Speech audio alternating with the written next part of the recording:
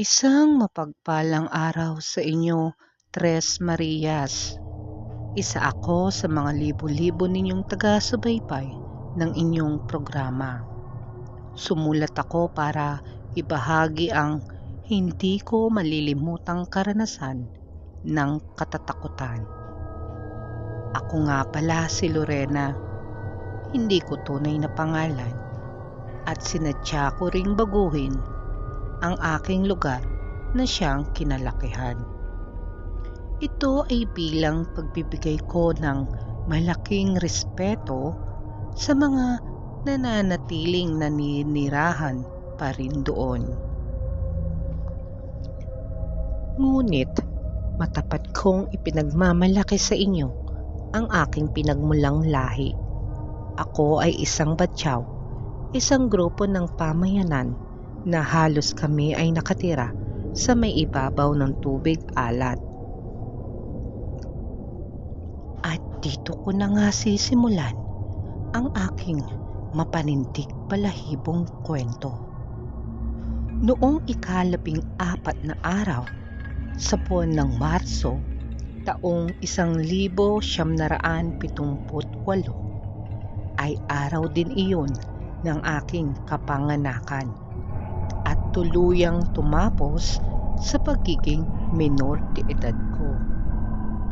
Sa kabila nun, sa ayaw at gusto ko, ay kusang magkakaroon ako ng malaking obligasyon para sa aking pamilya.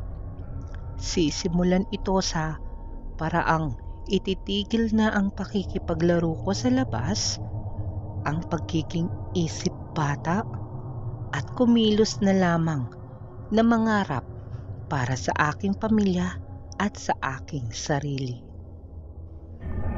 Kundi lang sana noon maagang namatay si tatay nang aksidenteng magkamali siya ng sindi sa isang dinamita, pampasabog at kanilang ilegal na ginagamit sa paraan ng panghuhuli ng isda. Doon sa may laot ng Maubo, lalawigan ng Sulu. Hindi rin sana naranasan ni nanay ang magkanda kuba-kuba at pilit kaming binubuhay ng mga anak niya.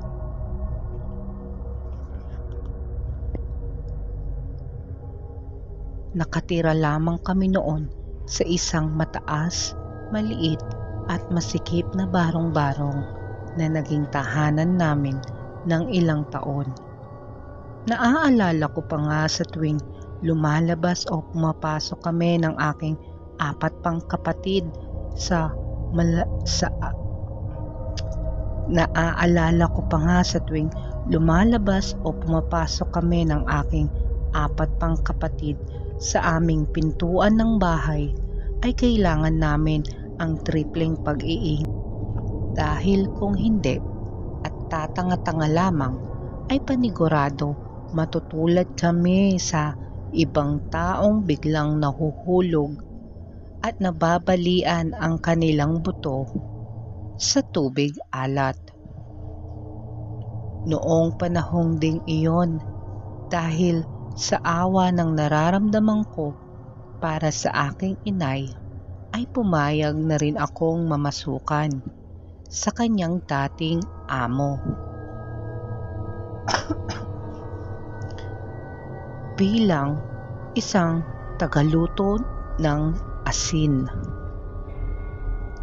Ang pangalawang pangunahing hanap buhay dito sa amin.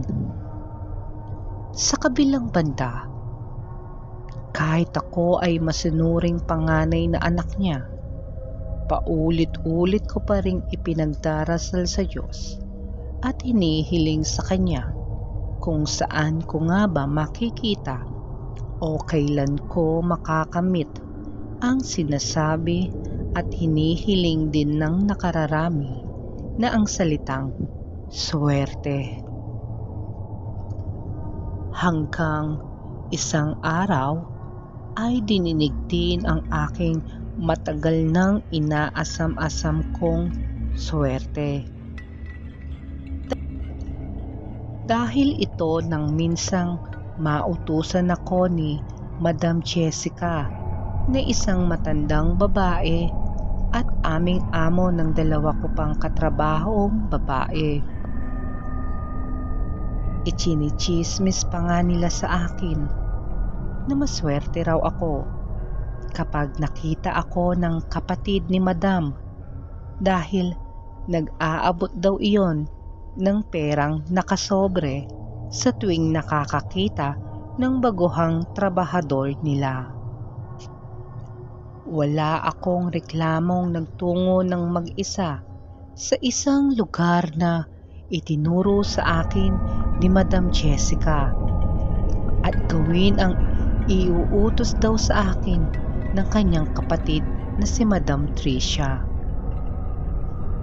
Pagkarating ko roon sa lugar nila Madam Tricia ay mas lalo akong na-excite dahil sa nalaman kong tindahan ito ng asin at isa rin pala itong tindahan ng iba't ibang panindang mga Lucky Charm. Kaya't kinasabikan ko na matanggap ang ichinismis nila sa akin ng dalawa kong katrabaho kanik. Ngunit napalitan ng pagkadismayado ang aking kinasasabikan na dapat sanang mangyari dahil patapos na ako noong maglista ng kabuuan nilang paninda at maya-maya ay lalabas na ako ng kanilang tindahan para sana umuwi ay walang Madam Tricia o kahit isa man lang sa kanyang mga tauhan ang kumausap o lumapit man lang sa akin para abutan ng ipinamimigay nitong sobrang may lamang pera.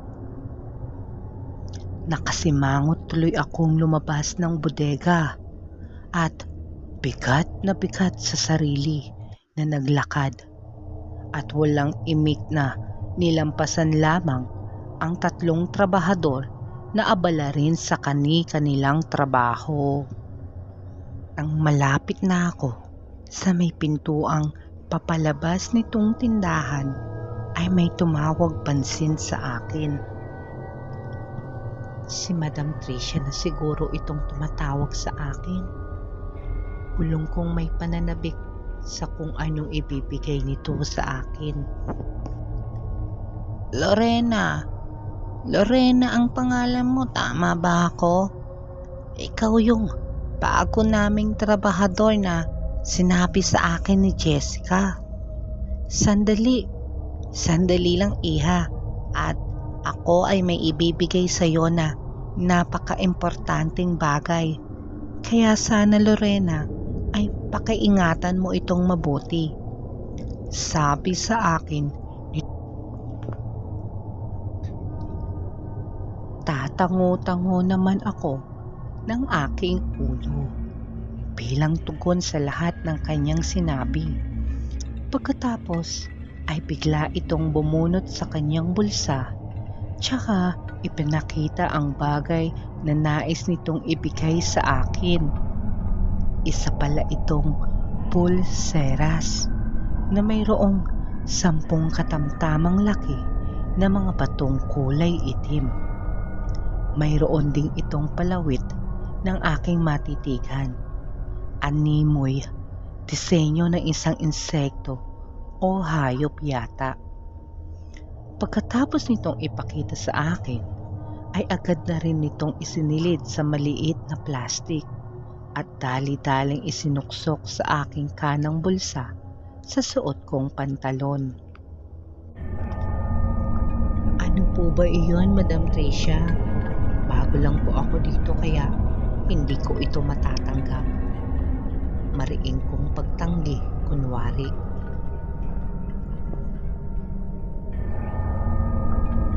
Pagod, dismayado at bagsak ang mga balikat nang nakabalik ako sa aming pwesto. Agad naman nagtanong sa akin ang dalawa kong katrabaho kung ano raw ang natanggap kong biyaya. Inisnab ko muna ang dalawa, kasabay ng pagpapakita ko sa isang maliit na plastic bago ako muling nagsalita. Naku, pinaniwala naman ninyo ako may pasobre na ibibigay sa akin eh. Tignan ninyo ito, isang burloloy. Burloloy ang bigay niya sa akin. Anahin ko naman ito at inirapan ko silang muli at nagpatuloy na lang sa paghahalo ng mga namumuong asin. Kinagabihan, nasa terminal na ako ng jeep. Mahaba ang pila noon dahil sa iilan pa lang ang bumibiyahing mga sasakyan. Ito lamang din kasi ang aking masasakyan, papasok ng trabaho at pauwi ng aming bahay.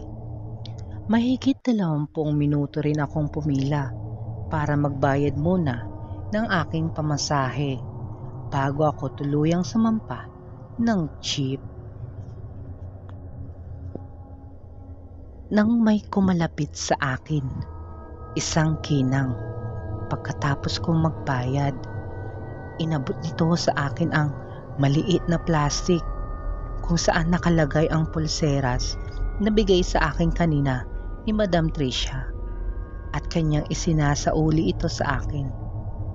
Kwento pa ng ginang sa akin, nakita niya itong nalaglag sa aking bulsa pagkatapos kong bumunot ng aking pamasahe. Salamat po, Ale. Mahina kong tugon. Nang makaupo na ako sa loob ng jeep sa bandang likuran ng driver, ay naisipan kong ilabas ang kwintas. Sinipat-sipat ko ang kabuuang itsura nito. Wala talaga akong makitang kakaiba. Ni hindi naman ako magkakapera dito dahil hindi naman ito pulseras na maaring isangla. Napaisip lang ako ng malalim sa kakaibang disenyo ng palawit. Habang tinititigan ko ang pulseras, bigla na lang ngumiti ang imahe sa may palawit. Kinilaputan ako sa ngiti niyang parang demonyo. Kinabahan ako, kaya tumingin na lang ako sa labas ng bintana para pakalmahin ang aking sarili. Habang hawak ko ang pulseras, ay naisip kong itapon na lang ito pagkababa ko ng jeep. Sa kalagitnaan ng aking biyahe, bigla akong nadistorbo sa isang karimari-marim na pagsigaw ng katabi kong isang babae. Nang aking itong usisain, nakita ko ang ginang na nagsauli sa akin doon sa nalaglag kong pulseras. Di ko na malayang magkatabi pala kami ng inuupuan. Ewan ko kung bakit tila nakaramdam ako ng hilakbot at pagkatakot sa kanyang ginagawang pagsigaw. Halos nanintig ang mga balahibo ko sa aking katawan. Kakaiba kasi ang ginagawa nitong paghiyaw na halos lahat yata kaming mga pasahero na nakakarinig ay kinikilabutan din sa takot mula nang marinig iyon.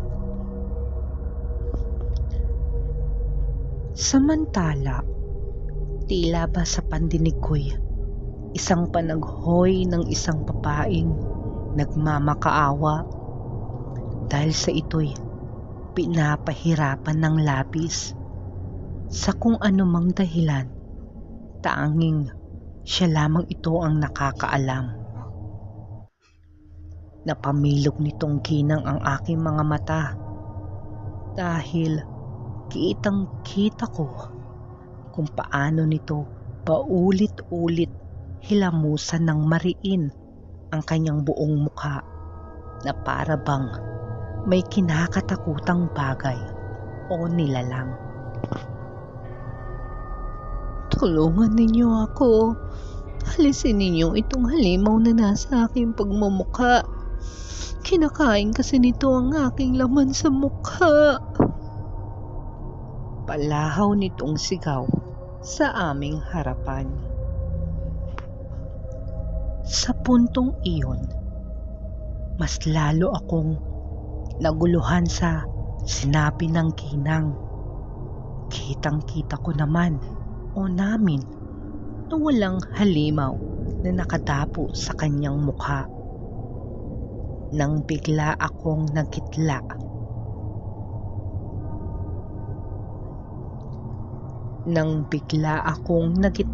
Sa kaba at takot. Repeat.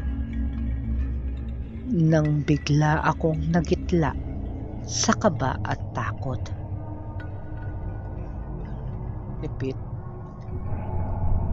Nang bigla akong nagitla sa kaba at takot dahil sa bigla nitong tinusok. Nang bigla akong nagitla sa kaba at takot dahil bigla nitong tinusok ang sariling ilong nang makapanito ang kanyang dalang tintang panulat. Sumirit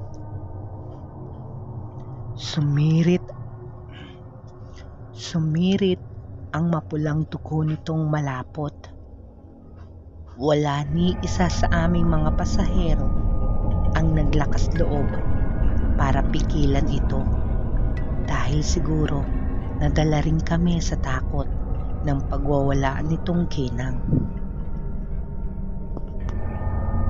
Bigla ko namang naramdaman ang panginginig ng aking kanang kamay na inakala ko nung una ay dala pa rin ng pagkatakot. Ngunit nagkamali ako at doon ko napansin ang hawak ko pang pulseras. Tila nagkulay ginto ang isa sa mga bato. Nang ibalik ko ang aking tingin sa ginang, doon ko nakita ang isang kahindik-hindik na sinasabi nitong nilalang at naintindihan ko na ang ali kung bakit niya nagawang saktan. Para kasing itong kuhol na may katamtamang laki na humulma sa mukha ng ginang. Ang ulo'y tila sa ipis, meron ding mga galamay na katulad sa centipede. At higit sa lahat, unti-unti niyang kinakain ang laman na mukha ng ginang. Napaatras ako sa labis na takot. Kailangan kong makalayo sa aking kinauupuan. Paano kung ang mukha ko naman ang kanyang isunod na kainin? Ngunit bago ako tuluyang makatayo sa aking kinauupuan, nakita ko tila 4 na ang naging kulay ginto sa aking kwintas. At pagtingala ko ay dinumog na kami ng mga pasahero. Hanggang sa may nagmagandang loob na pasahero para awatin at pakalmahin ang ginang sa wala nitong humpay na pagwawala.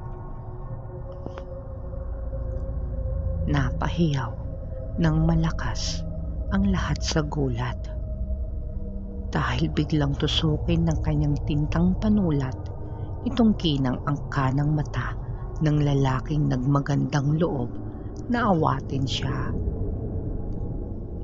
Diin na diin at hindi mabitaw-bitawan ng ginang ang pagkakatusok nito sa mata ng lalaki. Kaya't ang lalaki na lang ang mapuwersang inalayo. Sumigaw itong pagkalakas-lakas hanggang sa napahiwalay ito sa pagkakatusok ng ginang. Pagkaupo ng ginang sa kanyang kinauupuan ay bigla nitong sinubo agad ang sumamang mata ng lalaki sa kanyang tintang panulat.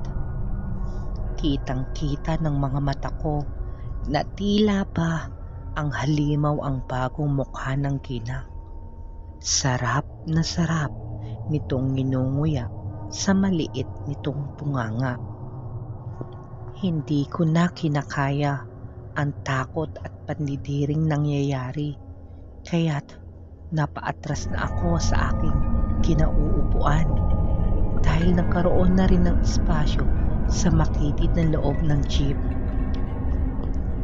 Dahil ang ibang pasahero ay nagsipagpapaan na para iligtas naman ang mga sarili. Nadapa pa ako sa aking pag-atras. Doon ko napansin na tila nadagdagan pa ng isa ang naging kulay ginto sa nabitawang kong pulseras. Ano kayang misteryo ang pumabalot sa pulseras na bigay sa akin? Bakit tila nagkiking ginto ang may itim na bato sa tuwing may ginagawang pamiminsala sa katawan ng tao? Napapaliw kong tanong sa aking sarili. Nang makabuelo, nakaupo ako at marahan na itinulak ang lalaki papunta sa Ginang. Ito kasi ang naisip kong paraan upang masigurado ako kung tama ba ang kutob ko. Kunwari ay itinulak ko ang lalaki, pero ang totoo'y inilalapit ko lamang ito sa may Ginang. Nang maramdaman ng Ginang ang katawan ng lalaki, ay nakita kong mabilis niyang sinakmal ang mukha ng lalaki. Nakikinita kong ang kaliwang mata ng lalaki ang gusto nitong kuhanin.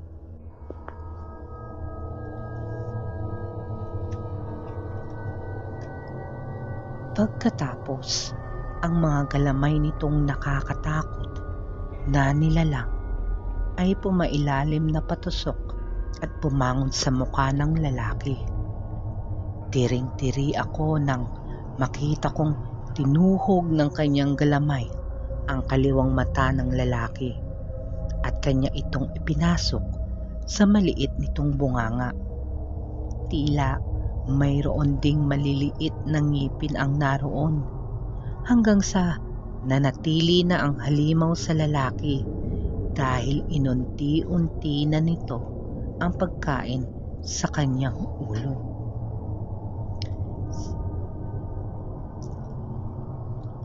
Sinilip ko muli ang kwintas. 3 na lang ang natitirang hindi pa nagpalit ng kulay. Ewan ko kung bakit tila natidemonyo ako. Sa kapila ng nangyaring kagimbal-gimbal ay nangingibabaw sa akin na dapat ay maging ginto ang lahat ng batong itim. Pagtingin ko ulit sa kwintas, noon ko napagtantong nawawala ang palawit nito. Tumingin-tingin ako sa paligid, nagbabaka sakaling bago ako bumaba ay makita ko iyon. Hanggang sa gusto kong sumigaw ng malakas at mangilabot na naman ako nang marinig ko ang paggalaw ng lalaking tinukutan kanina ng mata. Halos maduwal ako sa aking nasasaksihan. Hindi ko alam kung paano nito nabiyak ng Ginang ang dibdib ng lalaki. Hayok na nilalantakan ang mga lamang loob nito. Nakatulala lamang ako habang pinapanood ang Ginang na nakatalikod sa akin. Sarap na sarap itong kumakain. Tila nasisiyahan nito na tipong nagpipiesta ng makain pa nito ang puso ng lalaki. Doon naman pinigilan ang Ginang ng ibang mga pasaherong lalaki na nagtangka pa ring tumulong ng gabing iyon. Ngunit napakalakas talaga ng ginang.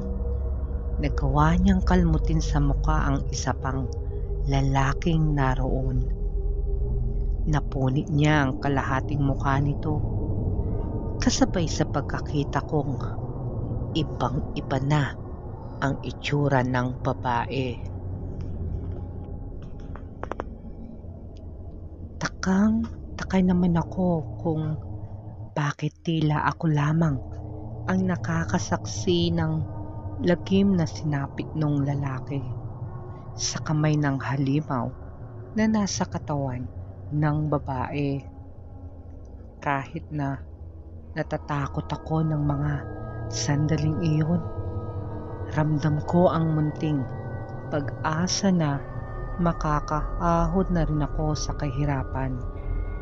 Dahil sa pagkakaalam ko ay mataas ang bentahan ng mga ginto sa panahong iyon. Bumalik muli ang aking panonood sa ginang. Pinagkakakagat nito ang dalawang lalaki na nagmagandang loob na tulungan siya. Hayok na hayok ding kinain ang laman ng biniyak niyang ulo ng dalawang lalaki. Basta ang nakita ko na lamang ay kung paano nito kinaukaw ang bawat utak ng dalawa upang namnamin ang lasa ng mga ito. Nakatanga na lamang ako habang pinapanood ang ginang. Nagdarasal para sa kaligtasan, ngunit tila nasisiyahan din akong makita. Hanggang sa umabot na ang ginang sa kanyang suktulan upang maibsan yata ang kanyang kagutuman. Tila nagpiesta siya ng tuluyan nitong mabulatlat ang mga katawan ng dalawang lalaking ng magandang loob kanina. Nakuha pa nitong tumingin sa aking mga mata. Hindi na siya yung ginang kundi isa ng kakaiba at katakot-takot na nilalang. Naggulat na lang kaming lahat nang may mga pulis na nasa labas ng jeep. Doon ko lang napansin na huminto na pala ang jeep. Binaril ng isang pulis ang ginang. Sapul ito sa ulo, pero patuloy pa rin sa pagkain. Sa pangalawang pagkakataon, niratrat na ng pulis ang katawan ng ali at doon pa lamang ito pumalagta. Nagsisigaw ako sa takot dahil unti-unting gumagapang sa akin ang kakaibang halimaw. Naramdaman ko ang pagkislot ng kanyang mga galamay habang papaakyat ito patungo sa aking mukha. Halos mawalan ako ng aking ulirat nang maringgang ko ang mahina ngunit nakakapangilabot niyang pag-alulong. Napapik, ngunit bigla din akong nahimasmasan nang maging pulseras itong ginto. Dahil sa pagnanasa akong magkapera, ay binalsa ko ito at tinipong kaming mga saksi sa gilid. Ilang minuto ang lumipas, pinasakay na kami sa sasakyan ng mga pulis. Habang papaalis kami, ay napatingin ako sa isang sulok. Nakita ko si Madam Tricia na nakakubli. Dinala kaming lahat ng mga pulis na rumesponde sa kanilang presinto at kinuhanan ng ilang salaysay. Hindi man lang ako nakasagot dahil sa konsensyang dala-dala ko ng mga oras na iyon. Kinabukasan, pinagbuksan ako ng pinto ni Madam Tricia. Habang nakangiti lang siya sa akin, abot hanggang tainga. Pagdating sa loob, ay bigla ko siyang sinunggaban upang saksakin sa kanyang leeg. Walang yaka, Madam Tricia. Nang dahil sa bigay mo, halos mamatay-matay ako kagabi sa takot. Galit kong sabi. At huwag mo akong ipagkaila sa kanila. Repeat. At huwag mong ipagkaila sa akin, Madam Tricia, na wala kang kinalaman sa mga nangyayari. Dahil nakita kitang nagtatago sa madilim na sulok ng lugar. Huwag mo akong balaking patayin na ngayon. Repeat. Huwag mo akong balaking patayin ngayon, Madam Tricia. Dahil sa oras na hindi ako makalabas dito ng buhay, nagulat pa ako sa mga sumunod na pag-amin ni Madam Tricia sa akin. Isa raw siyang kataw, isang lahi ng mga aswang na nasa dagat. Napilitan itong tumira sa lupa dahil inuubos na ang kanilang lahi sa ilalim ng dagat. Dagdag na pag-amin niya noong una ay may suki itong punerarya na binibilhan ng kamamatay lamang na bangkay ng tao. Ngunit hindi ito nasasarapan, kaya't hindi rin ito nabubusog. Hanggang sa naisipan niyang idaan na lamang sa pabuya, tulad ng pulseras na may palawit na kanyang ibinigay sa akin. Ang totoo, wala naman siyang pinipiling kakainin sa tuwing sumasapi ang pagkaaswang niya. Sa palawit ng pulseras siya kumakapit. Ang palawit kasi ang kanyang sigbin na kapangyarihan. Siya rin ang kumokontrol dito sa bawat kain at lagok niya ay kanya ring kabusugan. At sa bawat kain niya ng laman, doon niya ginagawang ginto ang mga batong itim na nasa pulseras. Hanggang sa makumpleto ito at pagkatapos ko sa tindahan ni Madam Tricia, nagpabusog sa kanya ako na hindi siya nakapahamak. Dahil wala naman akong pinagsabihan ng kanyang lihim. Isinuksok ko sa aking bulsa ang panibagong kwintas na bigay niya sa akin. Itatago ko ang lihim ni Madam Tricia at ang sigpin niyang nasa pulseras. Ito ang katotohanang hindi ko ipagsasabi kahit kanino.